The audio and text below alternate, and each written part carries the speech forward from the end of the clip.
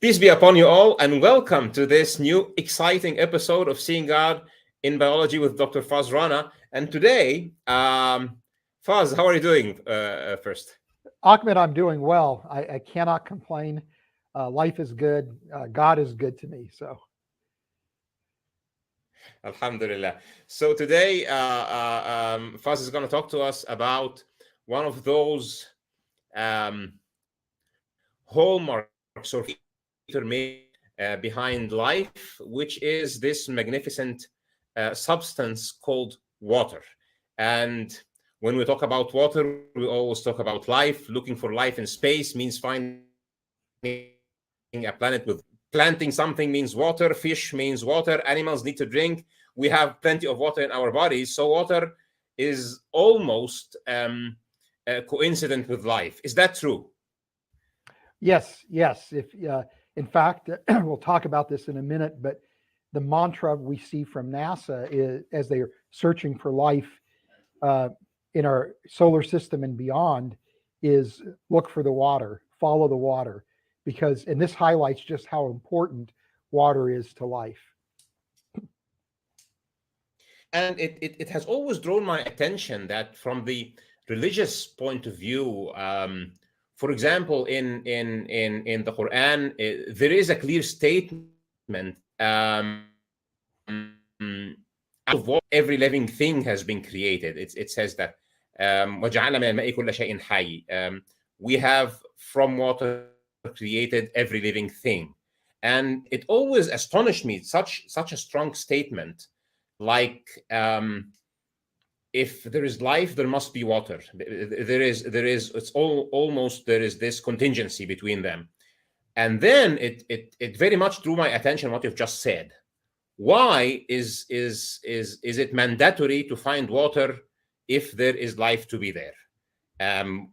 Why are scientists not thinking that maybe there is life that doesn't need water at all? And so this conditional thing between water and life, and that modern science is actually even putting this condition, has always drawn my attention. So maybe my question gets answered today, I'm hoping.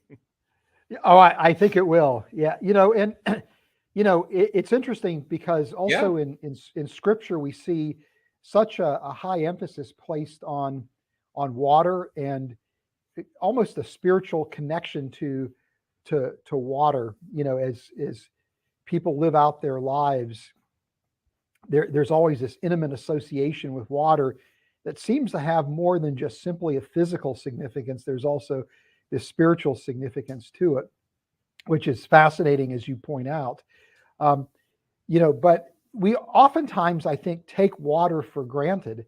We're Yeah. so familiar with water. Water is very much part of our lives. We waste water quite often without giving any thought to it, particularly in the West. And yet Yeah. water is so familiar to us that we think of water as being the normal, uh, uh, being normal for what a liquid should be like. And in fact, what we'll see Hmm. is water is highly unusual as a liquid. It's anomalous as a liquid, and it's the very anomalous properties of water that are actually necessary for its life sustaining activities. And one Amazing, of the amazing. And as you say, yeah. Go ahead. Yeah. yeah, well, Yeah, perhaps please.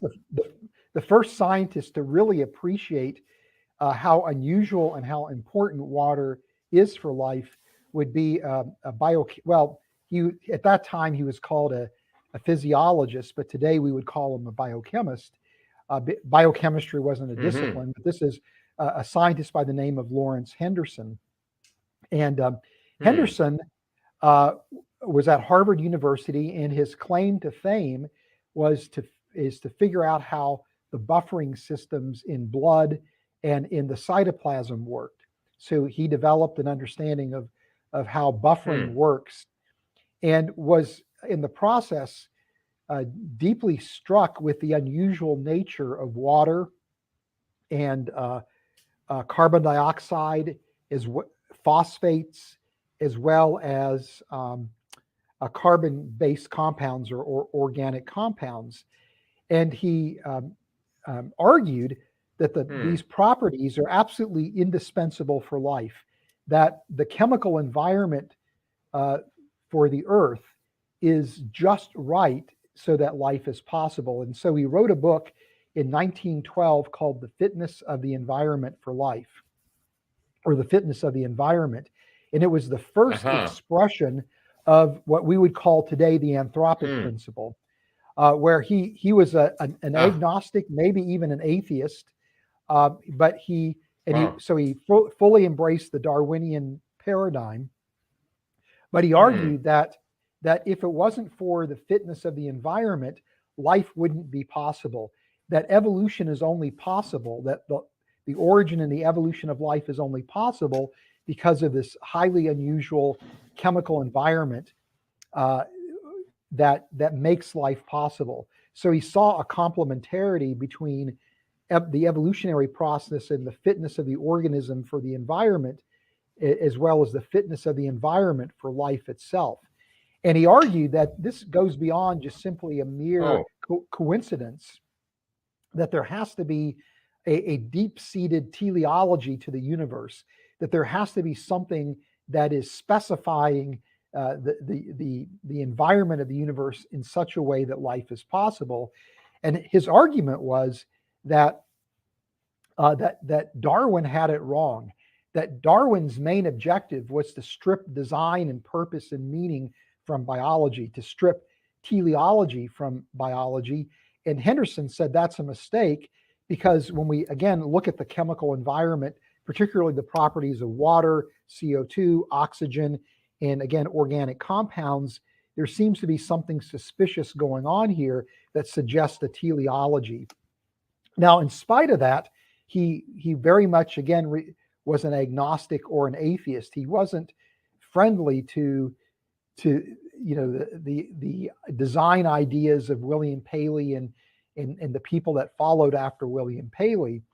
So he very much rejected that type of teleology, but he recognized, again, that there was something really suspicious. And this is remarkable because Lawrence Henderson developed this understanding prior to having any kind of theory for chemical bonding.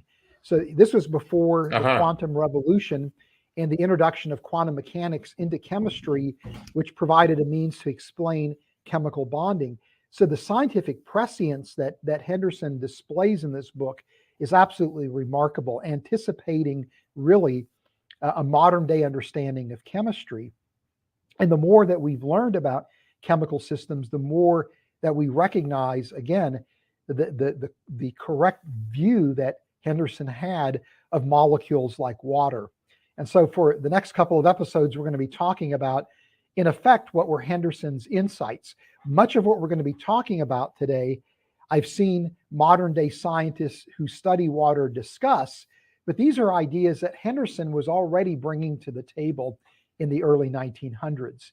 And by the way, you can actually get a copy of this book through places like Amazon or what have you. It's in the public domain, and it's well worth the read. It just for it's an incredible piece of historical scholarship. But again, Henderson's insight is really foundational to today, what we call the anthropic principle. So he really is the father of anthropic reasoning, well before people like the physicists Brandon Carter or John Barrow and Frank Tipler advanced the idea of the cosmological anthropic principle. We already had an expression of it in a chemical framework. And in fact, in my book, Fit for a Purpose, where I argue that there is a biochemical anthropic principle, part of that argument, or setting the stage for that argument, is to say that there is first a chemical anthropic principle, and I basically follow in the footsteps of Henderson, making that point. And this is the way in which we can, in effect, make a design argument, and that is by pointing out that water, and we'll be talking about CO2 and carbon in the next episode, but water has certain chemical properties that are fundamentally dictated by the laws of nature. These properties arise out of the laws of nature. the Yeah. constants of physics, the laws of physics, and the property of water and these other systems that we're going to be talking about are precisely those that are needed for life, and that there are not alternative systems that can be used in place, in this case of water or organic materials or carbon dioxide, that there is a uniqueness to these chemical properties. And so, this makes, again, things highly suspicious, right? It's remarkable to think that the laws of physics would generate a molecule like water that is so unusual, so anomalous in its properties, yet those anomalous properties are precisely what we need for life to be possible. And if there wasn't a molecule like water, life couldn't exist, and there's no alternative. And so that combination of observations suggests, again, an intentionality or a purpose that underlies the existence of water in the universe, which, by the way, is one of the most abundant molecules in the universe as well, which is interesting. Yeah. Now, Typically, anomalous things would be rare things also. So the amazing thing, it is anomalous and abundant. This is just amazing. right, right. Yeah. And again, considering its importance for life, so it's as if whoever brought the universe into existence, or whatever brought the universe into existence, to maybe be more, balanced. You and I both think it was a who that brought the universe into existence. The universe is structured in such a way that life is possible, but it's not just the physical constants, but it's even the chemical properties of key systems that have been, again, structured so that life is possible. Yeah. Now, we tend to, again, when we think about water, we don't think about water as a biomolecule. And so we think about proteins and nucleic acids and carbohydrates and fats as being biomolecules. Uh-huh. But really, we ought to think about water in the same category as those materials as well, because water is, again, integral to life. And it does more than just simply serve as a solvent system for life. It plays so many other very important roles. And it turns out that somewhere between 60 to 95% of cells by weight consist of water. So it's a very important, very prominent molecule in living systems. And life must exist in a water environment, and that environment must be liquid. Wow. And we'll see why water is so important towards that end. Can, Because can you can you repeat can you repeat that percentage again? The 65 to 90% thing. yeah, it's about 60 to 95% of the cell. It consists of water. Of a typical Wow. cell consists of water. So most of a cell is actually water. And this isn't found, making up the cytoplasm. But one of the requirements for And life. and and this is would be common between any living cell. Like if it's Yes, a living yes, cell, then it's north to 65% water or 60%. yes, yes. Yeah, that without, Amazing. yeah, yeah. And and to appreciate, again, water's significance, life must exist in a liquid matrix. For example, if life existed, we try to have a living system in a solid state. Well, that wouldn't Huh. work because there's no mobility. So the molecules can't move around to interact to produce the chemical processes needed for life. If it was in a gaseous state, the molecules would be too far separated to interact frequently enough so that life processes could exist. So life must exist in a liquid matrix, and so that you have enough mobility for the chemical processes of life, but also at the same time a high enough concentration so that the materials will be able to interact with each other. So a liquid matrix is necessary for life. In water, as we'll see in a minute, provides a number of qualities that make it just right as a liquid matrix. Water is also a solvent. It dissolves many materials, and for those materials that it doesn't dissolve, it interacts with them in such a way to create a higher order structures. This is known as the hydrophobic effect, which we'll talk about in a minute. Water is also a structural component of biomolecules. It's like what we were talking about. It's like what we were talking about when we were talking about the bilayers. So the bilayer forms because there is a hydrophobic and a hydrophilic thing, and it Yes. can force a micelle, it can force a membrane, etc. Yeah. Yes, exactly right. That's exactly right. You know, and water again is also a structural component. So there are proteins that we'll see in a minute that actually have a surface layer of water that is intimately associated with the proteins, where those water molecules are functioning to some degree like cofactors, playing a critical role in it. That hydration shell is a critical part of the protein structure. And then water is also a chemical reactant. In many of the chemical processes inside the cell, water is an active component of those chemical reactions. And so water, again, is truly speaking a biomolecule. And water also creates an environment that promotes non-covalent interactions between molecules that, again, are critical for life, like electrostatic interactions, or, as we mentioned, the hydrophobic effect, hydrogen bonding interactions, things like that. Yeah. And again, you know, we already talked about this point, but you know, the idea here is that the mantra from NASA is to follow the water, right? And with the idea that where there's water, there is going to be life. And yet, in spite of this mantra, there's also an irony too, because there are many people that are working in astrobiology who argue, well, you know, we're when we think about this intimate connection between water and life, we're thinking about life as we know it here on Earth. But what if there's a different kind of life that exists? Maybe that life could exist with a different kind of solvent rather than water, maybe ammonia or methane, right? Or hydrogen sulfide, or formic, sulfuric acid, you know, or some kind of compounds like that. So these are all ideas that have been speculated on. But the fact of the matter is, none of these actually can function as a viable alternative to water.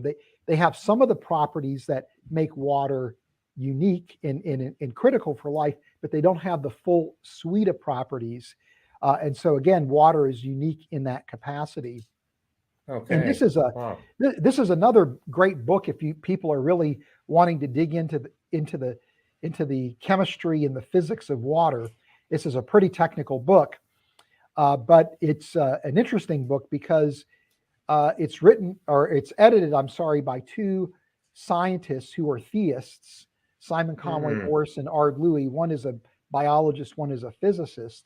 And the whole point of the book is to highlight, again, the uniqueness of water and the fact that its unique properties are intimately connected to its capacity to support life. And they say this: although many fluids are reasonable candidates in one respect or another, there's also a sense that no other fluid possesses all the properties that make water so biologically versatile. Not only does it provide a broad and flexible canvas for life to paint its full multifaceted tableau, it is in fact part of the palette. And so, so it's a beautiful description of, again, the importance of water to life and the uniqueness of water to life. Now, and it turns out that the unique properties of water all stem from the capacity of water to form hydrogen bonds, which is a highly unusual type of a bond. It's technically not a chemical bond, it's a non-covalent bond. A chemical bond would be a covalent bond. But to understand hydrogen bonding, and I think a lot of your viewers probably are already familiar with this, but water is the molecular formula for water is H2O, where there are two hydrogens bonded to a central oxygen atom. But instead of water having a linear geometry, it actually has a bent geometry.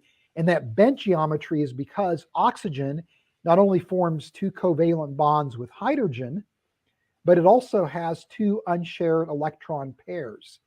And so when you look at the orientation of the two unshared electron pairs and the two oxygen hydrogen bonds in space, it has a tetrahedral geometry where the two electron pairs and the two hydrogens form the corners of a tetrahedron, and the oxygen would be right in the center.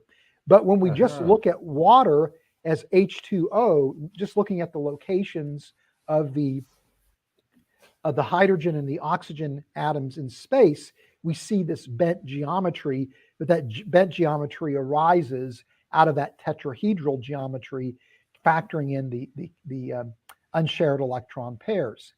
Now, can we see a 3D for that, or it's not there? Yes, we'll see that in a couple of slides. Okay. Yeah. So yeah, that'll hopefully help. Now, there's something else that's also important. The hydrogen oxygen bonds have a high degree of polarity to them. And the reason is because oxygen is highly electronegative. In fact, next to fluorine, it's the most electronegative element. And what that means is it has, in a chemical bond, it has a high propensity to attract the electrons in that bond to itself. And so because of that, there's a greater electron density in that bond near the oxygen atom than the hydrogen atom, which creates a partial positive charge on the hydrogen atoms. But we also have these two unshared electron pairs, which bear a partial negative charge. And so that creates in the bond a positive and a negative region, a polarity, and it also creates a polarity through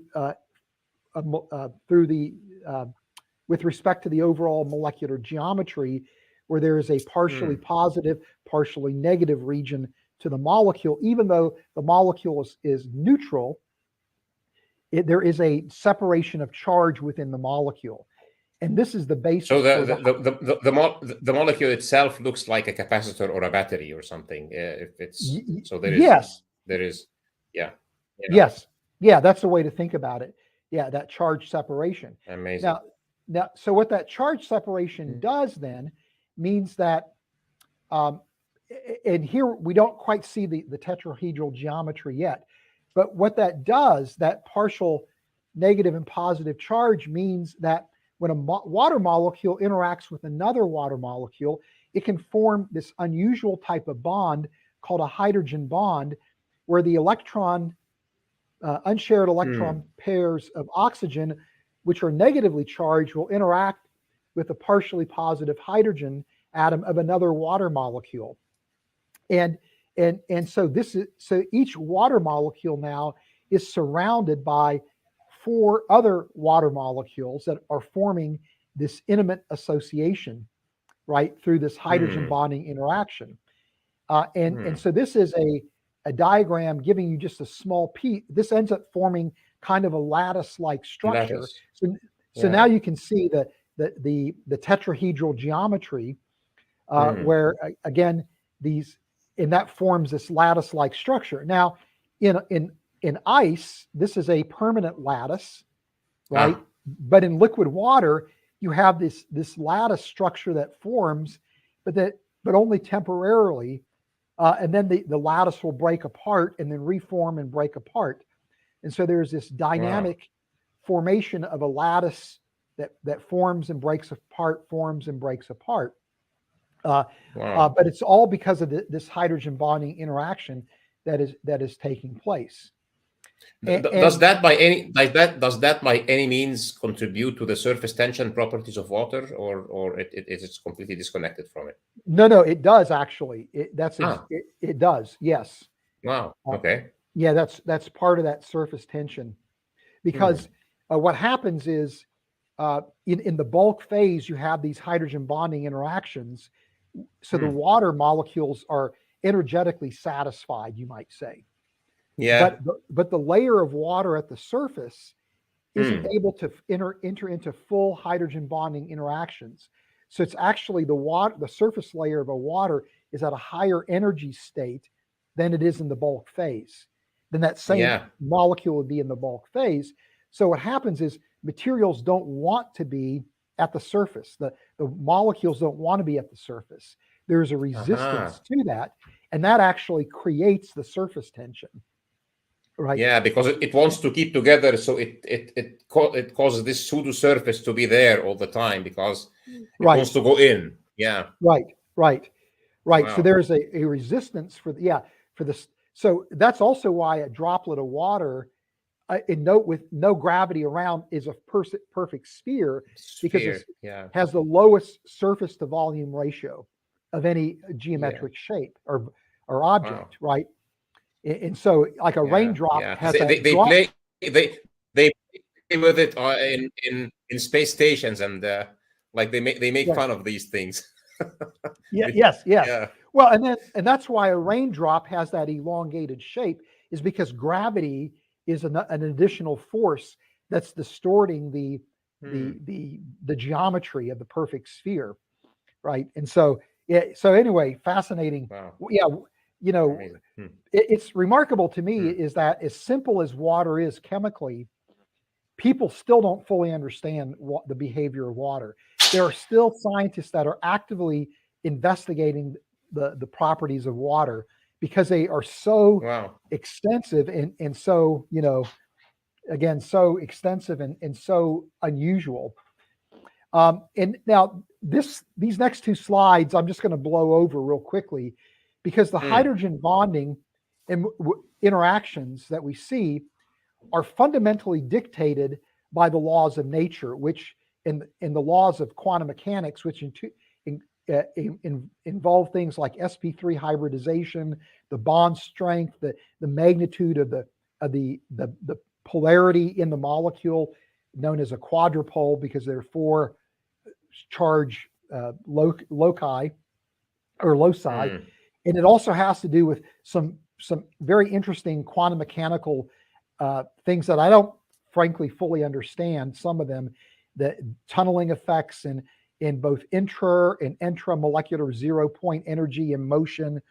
But all that to say is that all of these properties are fine-tuned in order for water to have the properties it has and for hydrogen bonding interactions to occur. And so there was a paper published about a decade ago looking at the quantum weirdness of water. And the conclusion is that water's life-giving properties exist on a knife edge. It turns out that life as we know it relies on a fortuitous but incredibly delicate balance of quantum forces. So, if the quantum forces were any slightly different, or these quantum mechanical effects were ever slightly different, water isn't going to have the hydrogen bonding properties that it has, which are fundamentally necessary for all the activities that are responsible for life. So Now, it's one more of those incredibly fine-tuned constants of nature but this time they are there for life to exist, let's say. yeah, but it's really a collection of fine-tuned constants. Yeah. So it would be similar to one of the fine-tuning parameters for the universe is the ratio of the charge of or the force for electromagnetism and the gravitational force constant. Those two constants can't deviate by more than 1 part in 10 to the 40th power. And the reason for that is because it influences the mechanism of star formation, which influences the types of stars you have and ultimately the chemical distribution of elements that you see in the universe. So it's not just simply that the electromagnetic force constant has to be fine-tuned and the gravitational force constant has to be fine-tuned, but they have to be fine-tuned in conjunction with one another. And that's what's going on here, is there's at least 6 quantum mechanical effects that have to be fine-tuned in conjunction with one another in order for water to have the hydrogen bonding properties it has, right? So this is, again, highly eerie, right? and is highly, Yeah, yeah, and, absolutely. and it's fun to me to see that you have non-theists that are writing about this use language like how fortuitous it is, how lucky it is, that this has Hmm. happened, right? Or how suspicious this is. But it doesn't go any further than that, other than to say these coincidences are more than a coincidences.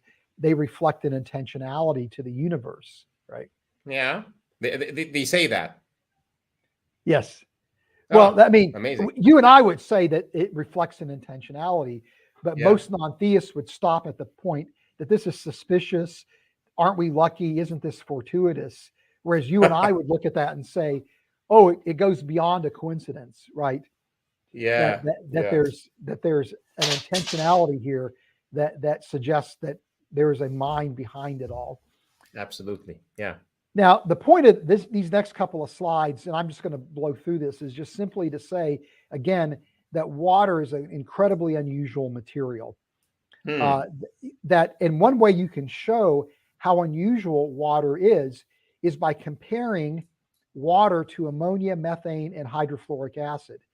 And the reason Okay. why you, as a chemist, you would do this comparison is that when you look at the periodic table of elements, uh, elements in each row have chemical properties that vary in a predictable way, right? As you go across the row, the properties are going to vary, but they're going to vary in a uniform, predictable way. And so when Hmm. you look at the hydrides of carbon, nitrogen, oxygen, and fluorine, Hmm. right? That would be methane, ammonia, water, and hydrofluoric acid. You see a uniform varying of those properties from carbon to nitrogen to fluorine. But when it comes to oxygen, the hydrides of oxygen have again these properties that are out of whack, that Yeah. are completely unpredicted based Wow. on that, and that unpredictability again relates to the hydrogen bonding interaction. So when we understand hydrogen bonding, we can go back and explain why Hmm. water is anomalous, but it doesn't conform to the pattern that you would expect it to conform to, like every other element would, Yeah. or every other hydride would in that row one, Wow. uh, row one Amazing. set of. So what are some of the ways that water is designed? And you could Hmm. probably spend, you know, a good week or so trying to Oh. collate all the different properties of water that are anomalous and are necessary for life. I'm just going to highlight a couple or a few of them, just to make the point. And I'm going to focus primarily on those properties that deal with at the molecular scale, because as a biochemist, not not the properties of water that would be necessary for life that would exist more at a macro scale, organismally or even planetary wide. I'm just going to focus now on those properties that are necessary for biochemical systems. And remember, we said life has to exist in a liquid matrix, and it turns out that water at 1 atmosphere of pressure is a liquid between 0 degrees Celsius and 100 degrees Celsius. So this is a very broad temperature range at which water remains in the liquid state. And Hmm. that temperature range actually turns out to be optimal in terms of chemical reactivity. You want molecules to be reactive, but you don't want them to be so reactive that you lose any kind of stability in the system. But you also don't want them to be unreactive, because if they're unreactive, nothing happens, right? Life isn't possible. And, Oh. and, and there's a rule of thumb that for every 10 degrees that you increase the temperature, you double the rate of a chemical reaction. And Oh. so when you're between 0 degrees Celsius and 100 degrees Celsius, that is an optimal range to have, again, the just right amount of reactivity that makes Hmm. life processes possible, but not so much reactivity that you no longer have stable chemical systems. And so it's an optimal range for the metastability of organic materials. Oh, So those two observations kind of go hand in hand. And it's also the optimal range for non-covalent weak interactions, because at high wow. temperatures, non-covalent interactions lose their strength. At low temperatures, they're not possible because you don't have, again, the mobility in order for those non-covalent interactions to form, break apart, and form. So this temperature range of 0 to 100 degrees Celsius is an optimal temperature range. That if you're Wow. going to try to design a temperature range for, the chemical processes needed for life, this would be the range you're operating in. And again, it's eerie that water is liquid in this state, in this temperature range. Wow. So the takeaway is you need a liquid so that the molecules can interact. And then guess what? Water is a liquid just in the temperature range that is also good for the chemical reactions to happen, and not be like renegade chemical reactions or be very lazy chemical reactions. Yes. So it exists right in the range of temperature that makes biological reactions good. Yes. And again, this is all due to the precise nature of the hydrogen bonding interactions that are taking place in water. Wow. There's also a broad separation between, again, the boiling point of water and the melting point. So the melting point would be when ice becomes liquid water, and the boiling point would be when liquid water turns into steam. So that broad separation is, again, giving you an optimal or a broad range for life to exist, a broad temperature range in which life could exist. Wow. Okay, also, water has these highly unusual thermal properties that, again, arise out of hydrogen bonding interactions.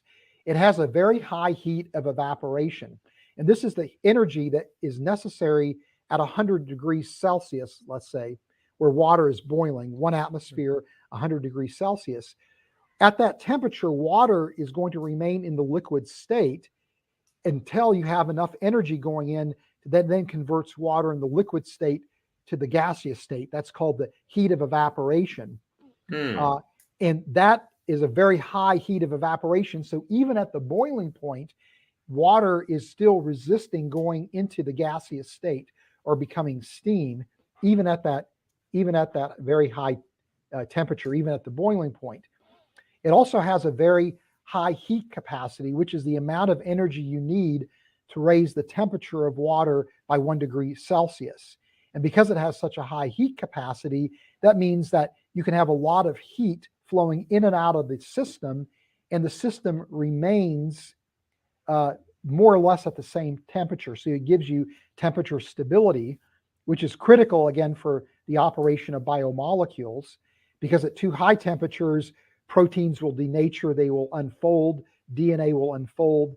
And again, at too cold temperatures, you don't get the molecular movement you need for proteins to carry out their activity. High thermal conductivity is important because it'll. Concerning the heat capacity, does that also mean that, for example, if a reaction needs to happen around 30 degrees Celsius, let's say, for example, or 36 degrees Celsius, but the reaction itself is exothermic, for example, it produces heat. Yes. So what the water molecule will be doing then is that it will cushion this heat to the extent that the temperature remains around the 36 degrees. So the reaction will not stop or over accelerate or under accelerate. So it will cushion even protect even the reaction itself from the effects of the reaction itself. Yes. Is that true by any means? Yes, that is. And then related to that is the fact that water also has a high thermal conductivity, meaning it can function as a heat sink, removing heat away from cells, right? So the more metabolically active a cell is, the more heat it's going to be liberating. And so again, the water will carry that heat away from the cells and from the biomolecules, protecting them. Water is also a universal solvent. And again, its ability to dissolve a wide range of chemicals has to do with its hydrogen bonding capacity, where ionic materials that are charged, are going to interact with the water to the partial negative and partial positive charges. So these materials can be dissolved in the water, Polar materials likewise are going to dissolve in water as well. And so, water, it has probably the broadest range of solubility or has solubility for the broadest range of chemical materials of any liquid that we know. And so it's in effect a universal solvent. Now, this is something that's really important, and we'll probably pick up on this next week as well. But water also allows for carbon dioxide solubility. And this is really very important because CO2 is the breakdown product of organic materials being broken down to liberate energy for the cell to use. The end product of that is CO2. And so if the CO2 was insoluble in water, it would just accumulate inside the cell and function as debris, clogging up the cell's operation.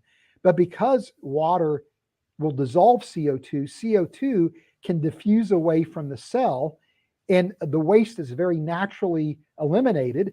And then because it can partition between the water phase and the gaseous phase, that allows for, the CO2 in the atmosphere, or the water to go into the CO2 in the atmosphere. And then for photosynthetic organisms, it means the CO2 in the atmosphere can dissolve into water and be taken up by the cells to be used to build sugar molecules. So that solubility allows for the breakdown of organic materials and the elimination of waste, and then the use of that CO2 to build organic materials. Wow. So if it wasn't for the solubility of CO2 in water, then life simply couldn't exist.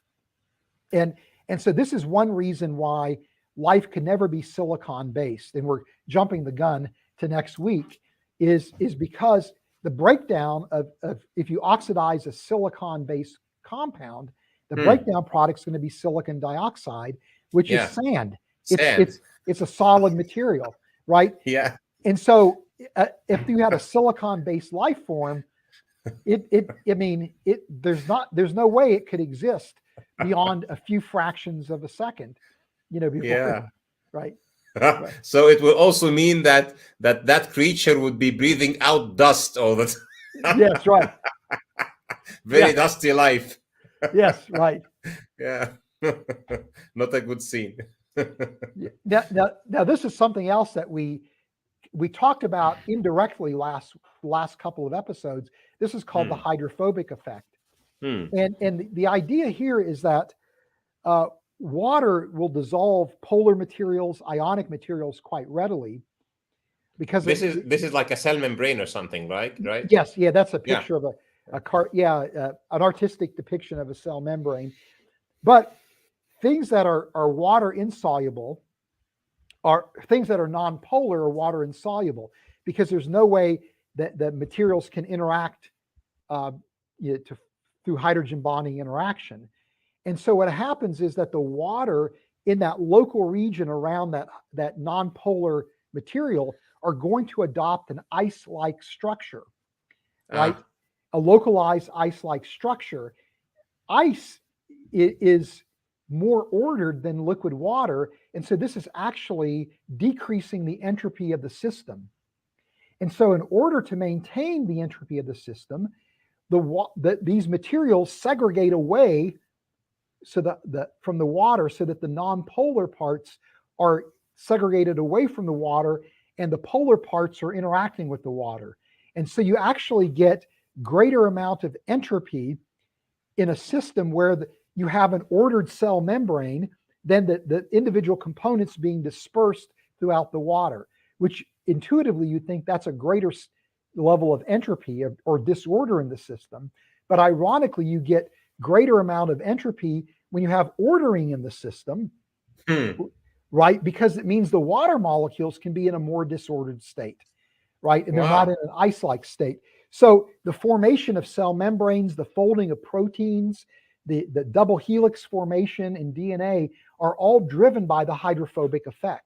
The nucleobases in DNA are non-polar, right? Wow. So what you're saying in terms of thermodynamics here is that the water forces the ordering of the cell membrane, but it compensates the disorder by remaining in the liquid form, which is like having a great degree of freedom and disorder. So the whole system is good thermodynamically, but we essentially get the ordered part easily, which is the membrane or the folded protein or whatever else.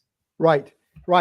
So and again, this is a really bizarre property, right? And it's counterintuitive because, a lot of people say to me, they look at entropy, that entropy is kind of the villain, right? Yeah. And I always look at entropy as a biochemist as being this force that doesn't create disorder and chaos. It's a force that actually creates order because of the hydrophobic effect. But water is the only liquid that displays this very strong hydrophobic effect. You might see it for maybe liquid ammonia at best, but you're not going to see it for anything else. And even if you do see the hydrophobic effect in liquid ammonia, it's not going to be as strong as you see in water. And of course, liquid ammonia is liquid at very low temperatures, which is outside the optimal temperature range for chemistry.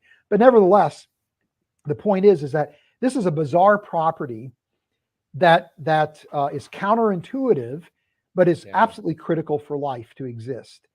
And then we mentioned this already, but water actually forms a hydration shell around proteins that contribute to the structure of the proteins. And so this is an attempt to show kind of a space-filling model of a protein where you begin to see the water molecules that are decorating the surface, that are interacting very tightly with surface functional groups in the protein. And that interaction is critical for the structure and the function of the proteins. So in this sense, again, this is possible because of hydrogen bonding interactions. So those are water molecules that are sticking there. They are not part of the very chemical composition of the protein, or they are actually part of it? Well, I mean, if you purified the protein and try to look at the compositional makeup, you would never detect the water, right? But when you study proteins in other ways, it becomes evident that those water molecules are an integral part of the protein structure. They're not covalently bound, they're non-covalently interacting because of the hydrogen bonding interactions and the polarity of the water molecule. They're interacting with hydrophilic and ionic groups that are on the surface of the water molecule. But those interactions go more than beyond just simply a casual interaction. They become an integral part of the protein structure. And this hydration causes the protein to be able to attach or interact with other substances that it needs to attach or interact to perform its function, essentially. Yes. It's probably contributing to the structure of the protein and the molecular dynamics of the protein. And maybe even these water molecules are available now as reactants, in the chemical process. If they have this intimate association, let's say, with the active site of the enzyme, they very well may even be reactants that are, and where the reactions are only possible because of the precise positioning of the water molecule, through these kind of interactions. Amazing. So we need to drink water all the time to keep our proteins lubricated with water. Yeah. Yes. Yeah. That and other reasons. Yes. Yeah. And then something else, and I don't want to get into a lot of this, but water is also a chemical reactant in a lot of biochemical reactions. We'll talk more about self-ionization and acid-base reactions, but it's involved in redox chemistry, hydrolysis. Water forms a ligand in certain chemical processes. The self-ionization of water leads to acid-base properties, which again are critical for many life operations. Water, because of the hydrogen bonding interactions, can conduct ions. So water serves as a medium that allows for electrical conduction, and it even allows for proton transport. And so you have these pores in cell membranes called aquaporins that are basically pores that allow water to flow through the pore. So water, the cell membranes, if you remember from the last couple of episodes, are impermeable to water. But if you Yeah. have proteins that are embedded in them that have channels, the water can flow in and out of the. But it turns out that these aquaporins have what's called a proton wire, where the water molecules are forming a very precise orientation through the channel, and one water molecule will interact at the outer surface, let's say, and through quantum tunneling will send its proton through that proton wire, popping out at the other end. So the conductance is at a much greater rate than the flow of the molecule would be through the channel, and it looks like, again, it's a quantum mechanical effect. But this is all possible because of the hydrogen bonding interactions that take place between the water molecules. And in fact, if you have the wrong amino acid residues that line the channel, you actually it'll impact the orientation of the water molecules in the channel, and that can actually break the proton wire. So again, really strange and fun chemistry, but it's all because of the hydrogen bonding properties of water.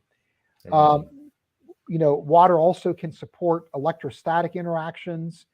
And then people have done calculations asking the question, well, what if the hydrogen bonding strength was higher or lower, right? And this, again, would arise from different quantum mechanical effects. And we talked about that these quantum mechanical effects have to be precisely fine-tuned. Well, it turns out that if it's a little bit stronger, then it would raise the melting point and the boiling point, moving you out of the optimal range for life. Water would lose its ability to solubilize ionic and polar materials. It would lose its capacity to function as a universal solvent. And it would lose its ability to self-ionize, which would impact its acid-base chemistry. If it was weaker, it would lower the melting and boiling points, which again would move you out of that optimal temperature range.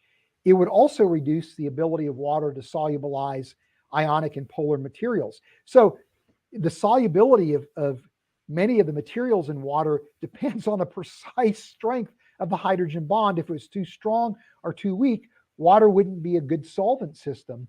If the strength of the hydrogen bond interactions were weaker, you would lose the hydrophobic effect, and water would also lose its ability again to self-ionize. And so again, it's this razor's edge of properties that make water have the necessary qualities for life to be possible. And I'm not going to spend a lot of time on this, but people that study water also note that, again, the high heat capacity of water means that on a planetary basis you have stability in the climate. It creates temperature stability, which is necessary for life.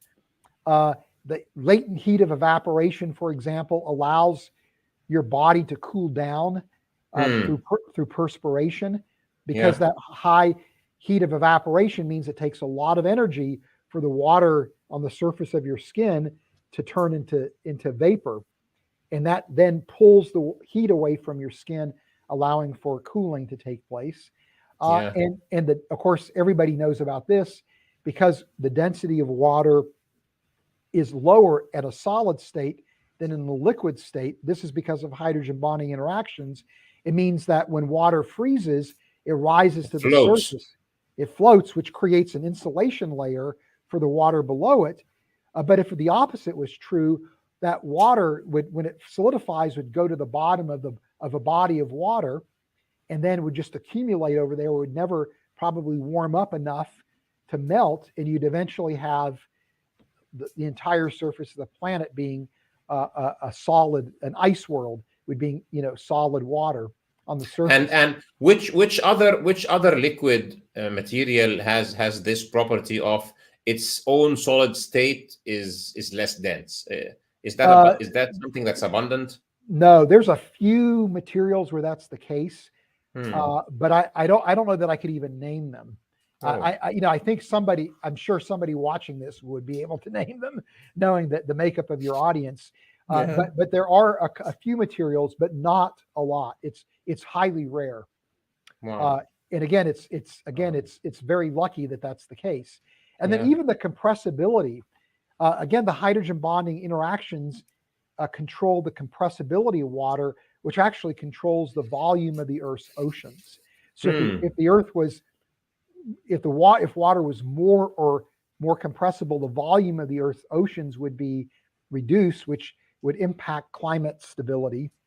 And if it wasn't as compressible, then you'd have a water world instead of a world that had some land masses on it.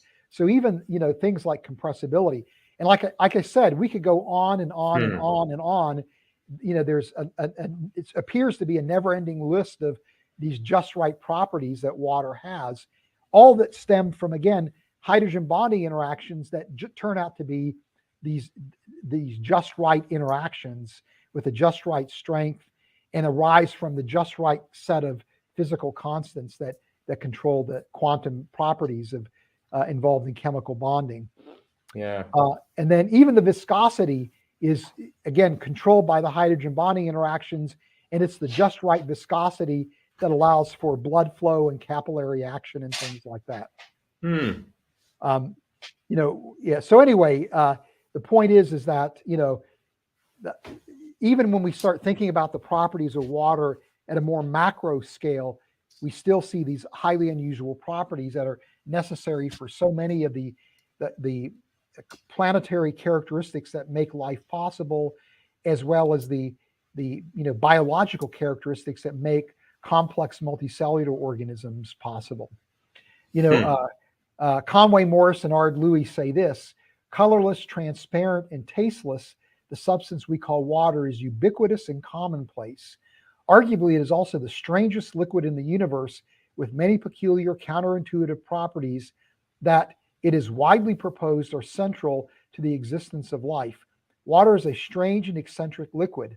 The anomalies of water, unsurprisingly, have been recruited by those who see intriguing, if not suspicious, fitness to purpose so far as life is concerned, right? Wow. And so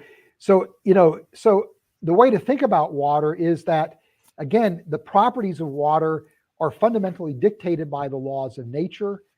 The properties are precisely those that are needed for life, and the properties of water are highly peculiar.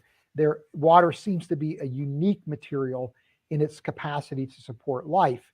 And so this suggests a design to the universe with respect to water. All right, so one more quick topic, and then we can kind of bring things to a close, and that is the miracle of water. Water is the most abundant, one of the most abundant, if not the most abundant molecule in the universe, which again is suspicious given its highly unusual properties that are necessary for life. But the fact that the Earth has water at all, and then the level of water that we need for life, is a miracle. Because I think many people are aware of this. 70% of the Earth's surface is covered with water. Yeah. 30% are the continents, but less than 1% of the Earth's overall composition is water. And so water forms a very, very thin layer on the surface of the Earth. And based on other inner solar system planets, we wouldn't expect Earth to have any water at all.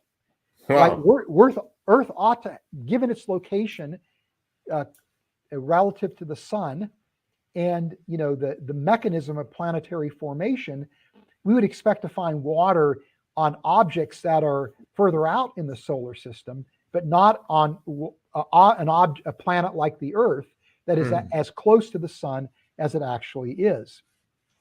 And nobody's quite sure where the water on Earth came from.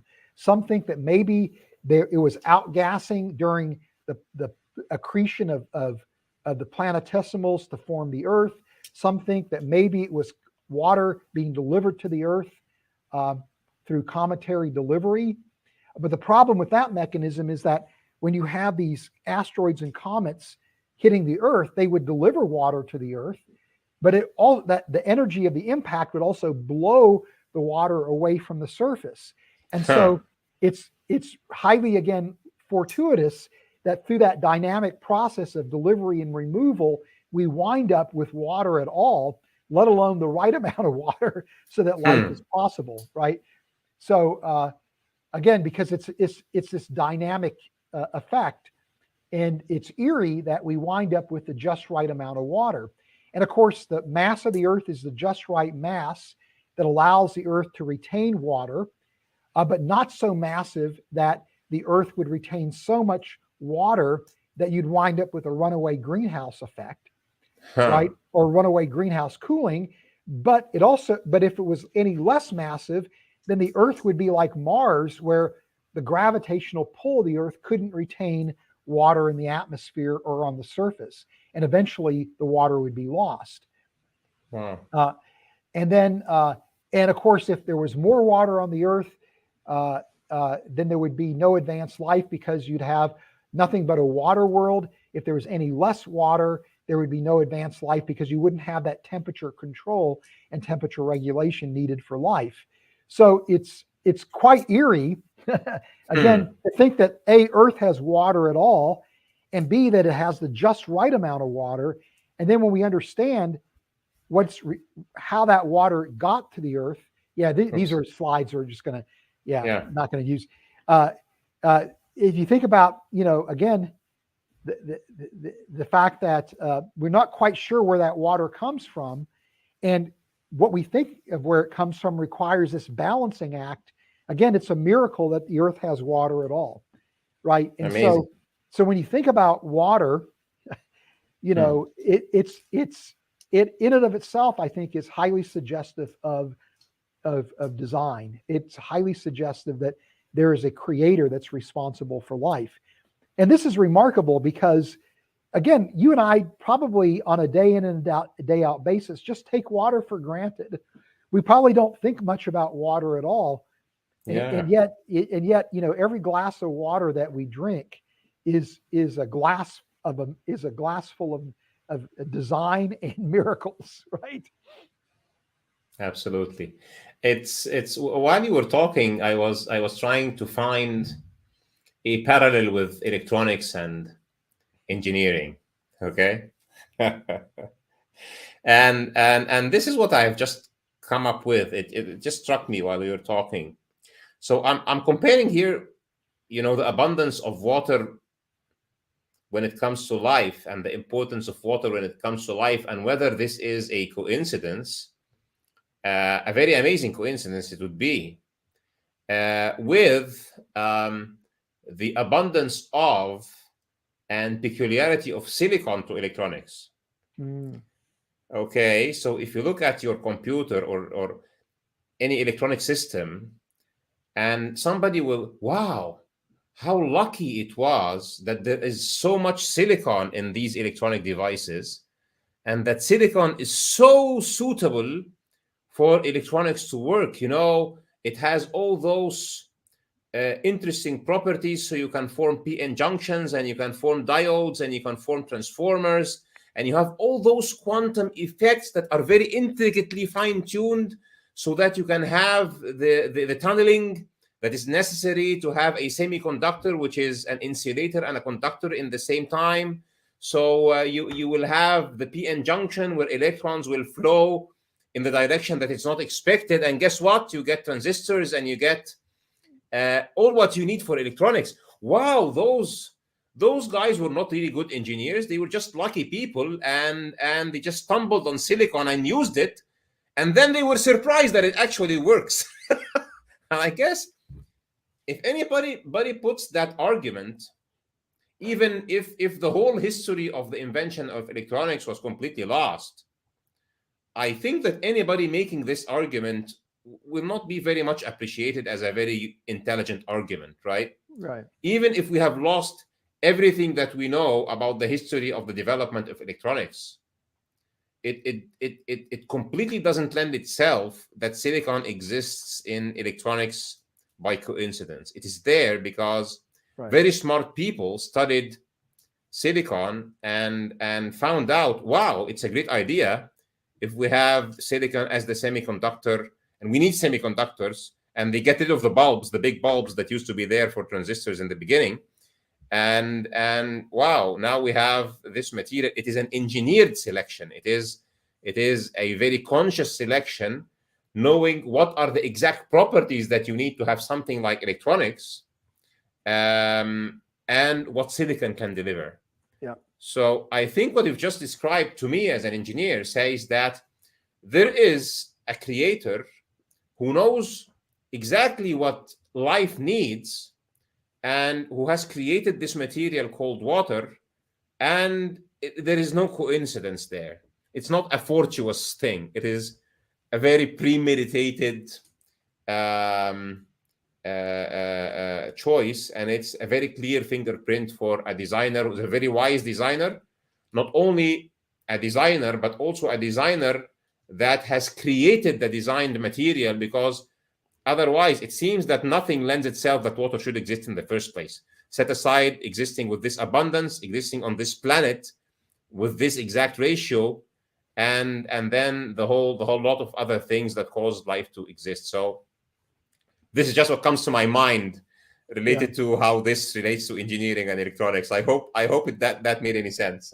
No, that's a great point. And in Christian theology, there's this concept of God's providence. I don't know if there's a similar concept in Islamic theology, where God has created a world where there is an abundance of riches that are available to us.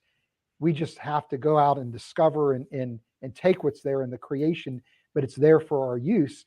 And it seemed to me that while, as a biochemist, I might draw the conclusion, for very good reasons, that silicon isn't a great material for life, it is kind of interesting how great of a material it is for electronics. It's almost as if there's a creator that said, I want to provide for those creatures that I've made, for human beings, and I'm going to create this material called silicon that is going to be abundant on the earth in the form of silica, that is going to be critical, for our development as a species.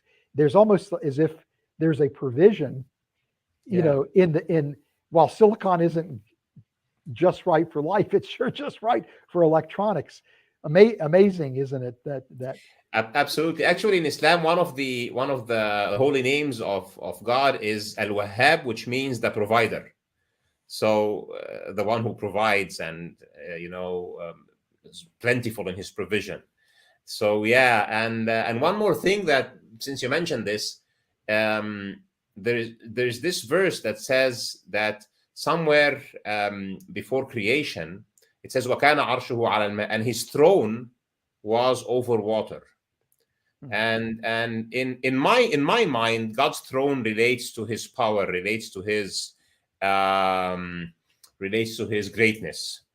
So connecting his greatness with water is something that maybe we have today understood about when we look to how great this molecule is, and how it is, as you say, on the edge of a knife, very, very precisely made.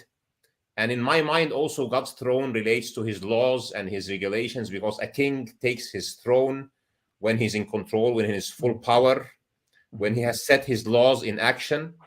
So it seems that there are so much of the laws of the universe conspiring together to make this molecule work in the very central piece of why the universe is there for. It is because in the center of the universe, there is consciousness, and there is this creature called human being who has free will, where consciousness is manifested. And at the center of this being is water. And so I'm not sure if that made sense, but it just comes to me. No, it does make sense. It does make sense. And so, it's hopefully, if the people that watch this will never look at water the same again. I'm sure they won't. So thank you very much, Fuz, for this teaching, and I hope everybody has appreciated and enjoyed it. And guys, please give us your questions. I'm sure this is going to raise plenty of questions, and let's look forward to having an after show to this and having further discussions about it. How about that? Sounds great. All right. Thanks a lot, Fuz. And for everybody, peace be upon you all. And see you soon next time, inshallah, next week, where we will be talking about this twin or companion to water, which is carbon and oxygen, and how they conspire together to make life possible. Water, carbon dioxide, and oxygen, and the circle of life. And where Fuz will be also giving us one of his great teachings. So thanks, Fuz, and see you soon.